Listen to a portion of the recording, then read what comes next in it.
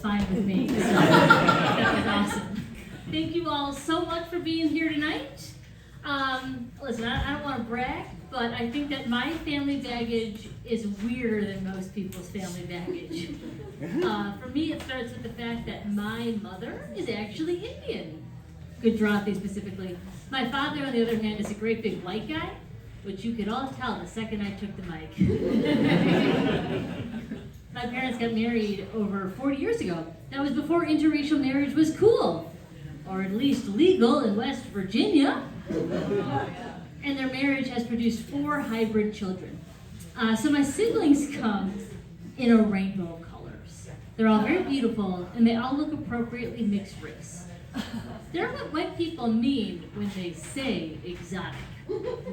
And then there's me. I look like a hardy medieval peasant girl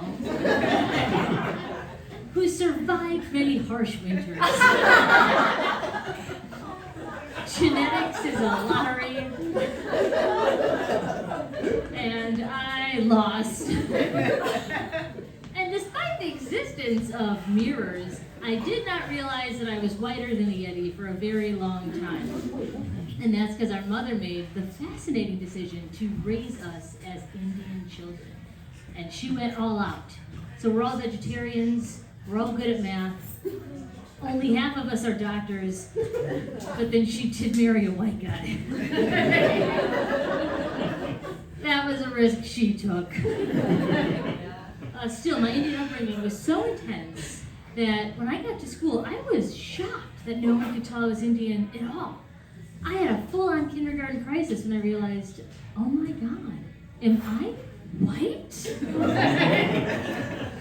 Oh, sweet Ganesh. Now the reason I invoke Ganesh is because Ganesh is the god of overcoming obstacles. It's one of the many things I learned as the only white kid in Hindu Sunday school.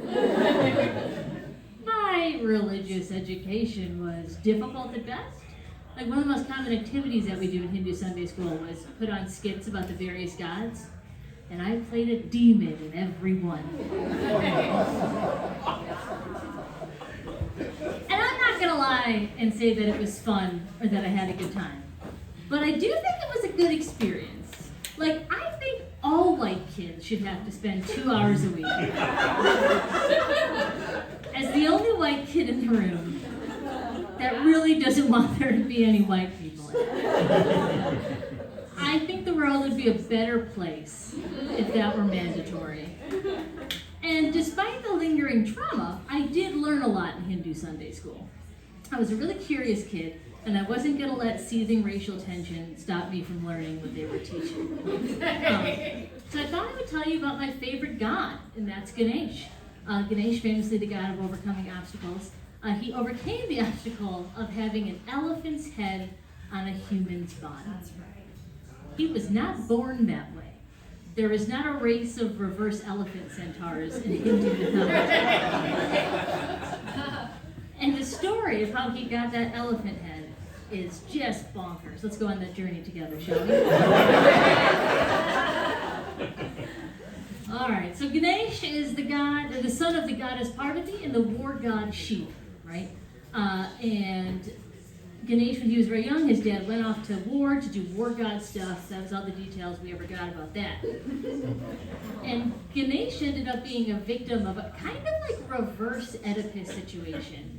When Shiva came home from the war god stuff, and there was this annoying little kid trying to stop him from going into his own house. So he beheaded him. Very reasonable response to that. And then he went in to see his wife, who immediately said, "Oh, Shiva, how nice your home. Have you met Ganesh? He was out guarding the house." So Shiva's like, oh. And they go out to look at what Shiva has done, and Parvati's furious, and she tells Shiva that he can't come home until he gets his son a new head. And Shiva's like, "They just be crazy."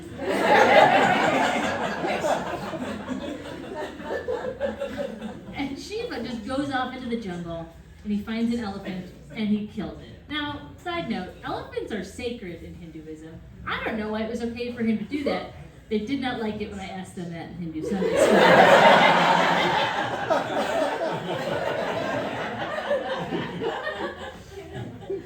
So Shiva cuts off this elephant's head and he brings it home, and then he attaches it to Ganesha's body, and they went on with their lives.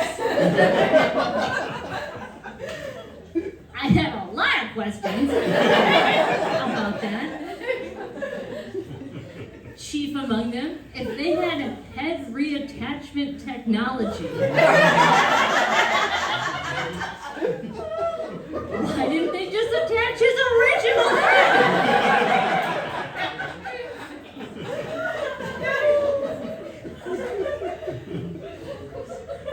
There's therapists in ancient India. Ganesha needs one. Anyway, I got kicked out of Hindu Sunday school. And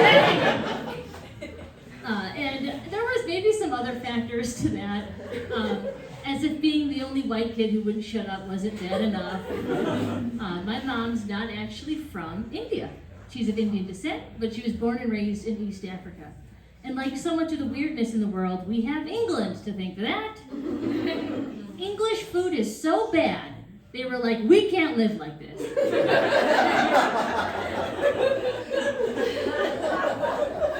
And they took over India. They then scattered Indians throughout their empire. Like my mom's family had been in Tanzania for generations. My mom's grandparents were born there. And my mom grew up with this really fascinating mix of cultures and cuisines and languages. I think she was, oh man, heck, it's not bilingual, is it hexalingual? Is that a word? Who's to say? Anyway, she grew up speaking, Gujarati, Hindi, English, Swahili, and her family had been there for so long that the culture of the Indians in East Africa was pretty different from the culture back in India. So much so that my mom doesn't see eye to eye with Indians from India and accidentally raised her children to be suspicious of them.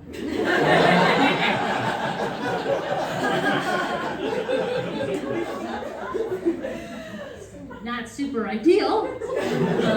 You can imagine my shock at age 8 to learn that most Indians are in fact from India. India is the major source of Indians worldwide.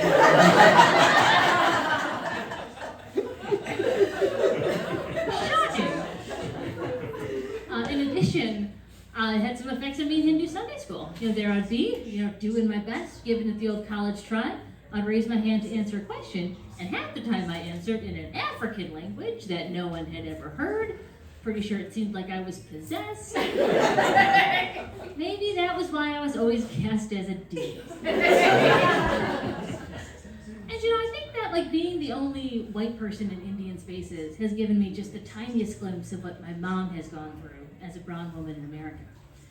So my mom came over when she was 13, after England bungled Tanzanian independence, and she was the only brown kid in her whole high school, and word got out that she had come from Africa.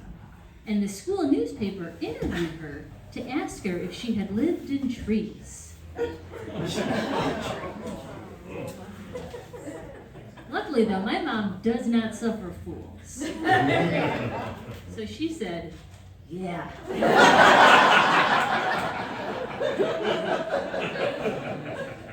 Yeah, we lived in trees. And monkeys did our laundry. And the school newspaper printed it. My mom has had to put up with some nonsense. When I was an infant, people would see a brown woman with a white baby, and they would assume she was my nanny. And that's super messed up for a lot of reasons, not least of which, because I was a gigantic baby. My mom's obstetrician described me as distressingly large. When my family goes bowling, my mom chooses a ball that weighs less than I did when I emerged. And after all that, not to get the credit, seems super twisted, right? Now, my mom it's really important to my mom that her children knew where they came from. Even me. And in fact, it's in my very name. So my middle name is Jyoti. That is my mother's name. I worried for a while that my mother feels like she wasted her name on her whitest child. But she's assured me that's not the case. And I believe her. We also see this in my first name, Riva. That's spelled R-I-V-A. And my mother always knew that she wanted to name her firstborn daughter this. And part of the reason she liked it so much was because it was, in her words, a white person-friendly version of a traditionally Indian name. And what my mom didn't know was that as it's spelled, my name is most often given as a Hebrew name. And as one of the many people I've accidentally conned into being my friend over the years has told me, I look vaguely ethnic in a plausibly Jewish way. It's very confusing feedback.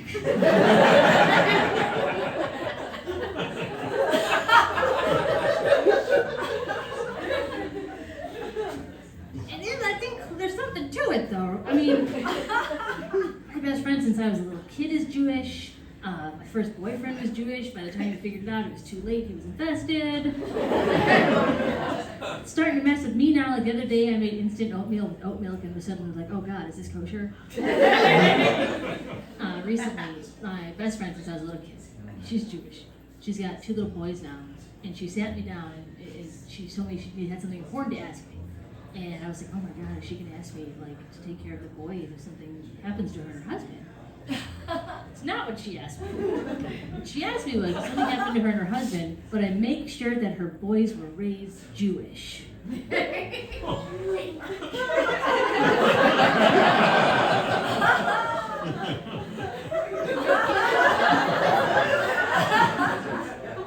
And she was like, okay, no, I see. No, I know you're not Jewish, don't worry.